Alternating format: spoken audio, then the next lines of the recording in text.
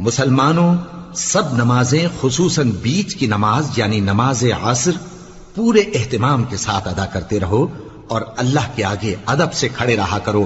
پھر اگر تم خوف کی حالت میں ہو تو پیادے یا سوار جس حال میں ہو نماز پڑھ لو. پھر جب امن و اطمینان ہو جائے تو جس طریق سے اللہ نے تم کو سکھایا ہے جو تم پہلے نہیں جانتے تھے اللہ کو یاد کرو. اور جو لوگ تم میں سے مر جائیں اور عورتیں چھوڑ جائیں وہ اپنی عورتوں کے حق میں وصیت کر جائیں کہ ان کو 1 سال تک خرچ دیا جائے اور گھر سے نہ نکالی جائیں. ہاں اگر وہ خود گھر سے چلی جائیں اور اپنے حق میں پسندیدہ کام یعنی نکاح کر لیں تو تم پر کچھ گناہ نہیں. اور اللہ زبردست ہے، حکمت والا ہے. اور مطلقہ عورتوں کو بھی دستور کے مطابق نان و نفقہ دینا چاہیے. پرہیزگاروں پر یہ بھی حق ہے.